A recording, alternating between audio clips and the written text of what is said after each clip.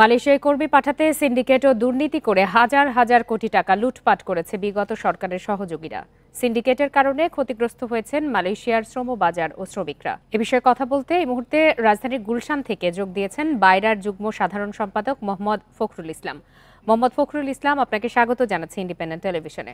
আপনার কাছে একটু শুরুতেই জানতে চাই যে হাজার হাজার কোটি টাকা লুটকারী সিন্ডিকেটের বিষয়ে বাইরা কি আগে থেকে জানতো না, আর বাইরের কেউ কি এর সাথে জড়িত ছিল কিনা? আপনার কাছে সর্বশেষ কি তথ্য রয়েছে?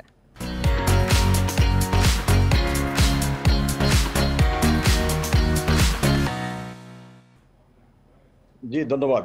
এটা বায়রার অনেক সদস্য এখানে জড়িত, এবং কি বায়রার এক্সিকিউটিভ কমিটিতে আছেন এরকম সদস্যরাই বেশি আছে এখানে। তো এখানে আসলে বায়রাটাকে ব্যবহার করেই কিন্তু এই সিন্ডিকেটটা করা হয়েছিল। কারণ মালয়েশিয়া সিন্ডিকেট করার জন্য বায়রার একটা প্রয়োজন হয়।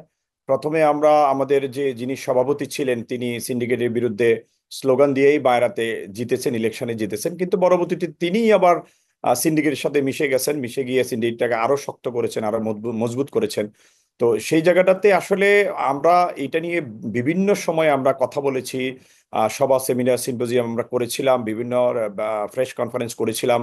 আমরা এই সিন্ডিকেটের বিরুদ্ধে আমাদের অবস্থান একেবারে স্পষ্ট ছিল। আমরা বলেছিলাম যে সিন্ডিকেটের কারণেই বারবার শ্রমবাজার বন্ধ হয়ে যায়, এবং মালয়েশিয়াতে 15টা কান্ট্রি থেকে শ্রমিক নিয়ে আসে, কোথাও কোনো সিন্ডিকেট কিন্তু নাই। এবং বাংলাদেশও অন্য যতটা দেশে কান্ট্রিতে শ্রমিক পাঠায় সেখানেও কোনো লাইসেন্সের কোনো লিমিটেশন নাই।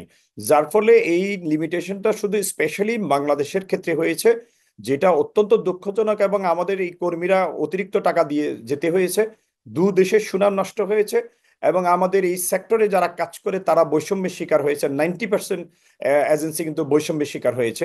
তো যার অত্যন্ত ফলে এটা দুঃখজনক। আমরা মোহাম্মদ ফখরুল ইসলাম, আপনার কথা থেকেই তো বোঝা যাচ্ছে যে এই সিন্ডিকেটের লোকজন চিহ্নিত। সেক্ষেত্রে তাদের বিরুদ্ধে এখন পর্যন্ত কি ধরনের ব্যবস্থা নেওয়া হয়েছে বা হচ্ছে? একেবারে আপনি সঠিক বলেছেন, সিন্ডিকেটের লোকজন একেবারেই চিহ্নিত।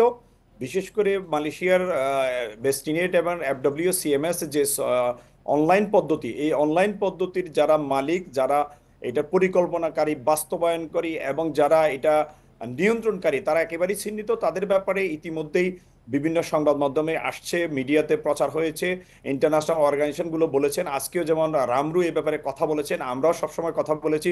আই থিঙ্ক আমরা সরকারের যে বর্তমান উপদেষ্টা, সেই উপদেষ্টাকেও আমরা এই বিষয়ে বলেছি, কারণ এর আগে সাবেক স্বৈরাচারী ফ্যাসিবাদী সরকারের পৃষ্ঠপোষকতায় সিন্ডিকেট হয়েছিল। বর্তমান সরকার আমরা মনে করি তারা এই বিষয়টাকে আমলে নিবে। এই ব্যাপারে মামলাও হয়েছে।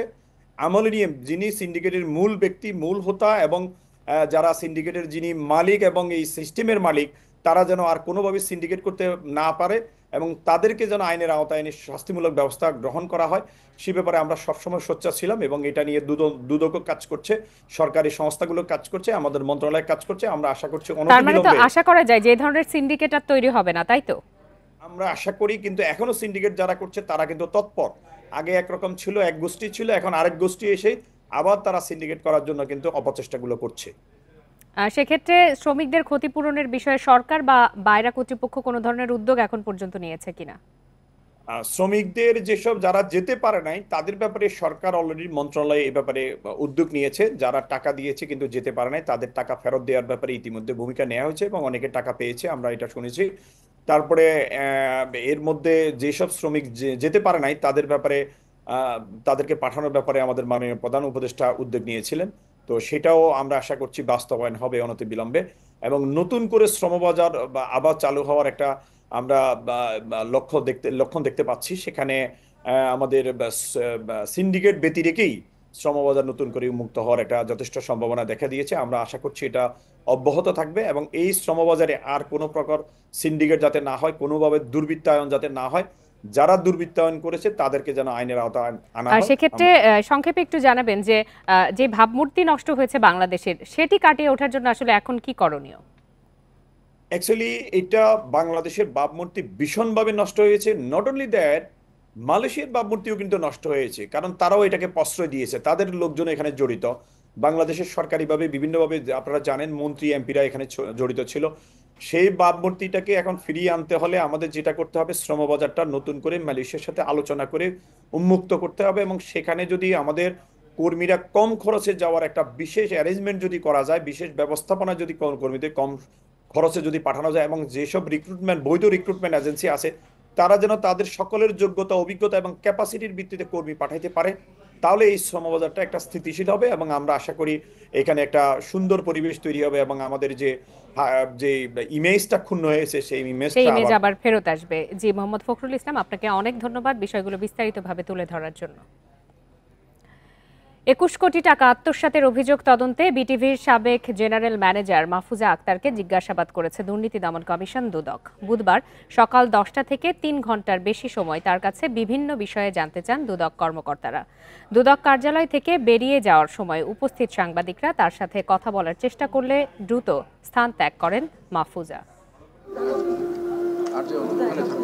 জুলাই আন্দোলনের সময় বিটিভি পরিদর্শনে যাওয়া সাবেক সরকার প্রধান শেখ হাসিনাকে জড়িয়ে ধরে এই কান্নার দৃশ্য ছিল আলোচনায়। তিনি বিটিভির সাবেক জেনারেল ম্যানেজার মাহফুজা আক্তার। পদত্যাগী সরকারের সহযোগিতায় দুর্নীতি আর অনিয়মের শীর্ষে ছিলেন তিনি। অনুষ্ঠান না করেও টাকা তুলে নেয়া, শিল্পীদের সম্মানী আত্মসাৎ ও তালিকাভুক্ত করার নামে ঘুষ নিতেন মাহফুজা। অনুষ্ঠান নির্মাণের নামেও লোপাট করেছেন কয়েক কোটি টাকা। দুর্নীতির টাকায় গড়েছেন ঢাকা ও রংপুরে বহুতল ভবন, কিনেছেন ফ্ল্যাট। 21 কোটি টাকার অনিয়মের অভিযোগ তদন্তে দুদক কার্যালয়ে ডাকা হয় মাহফুজাকে।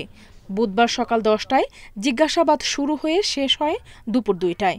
যদিও অভিযোগের বিষয়ে সাংবাদিকদের প্রশ্ন এড়িয়ে দ্রুত স্থান ত্যাগ করেন মাহফুজা। অনুসন্ধান চলছে ওনার বিষয়, হয়তো আমি এই বিষয়গুলো জানিও না, আর আমি তো আসলে দুদকের মুখপাত্রও না। 2004 এবং দুদক নীতিমালা যেটা আছে তার ভিত্তিতে অনুসন্ধান পর্বে ওনাদের সম্পদ বিষয়গুলো খোঁজখবর নেওয়ার জন্য ওনার একটা বক্তব্য নেওয়া হয়। দুদকের জনসংযোগ কর্মকর্তা জানান, অভিযোগ ছিল বলেই তদন্ত কর্মকর্তার মুখোমুখি হন মাহফুজা।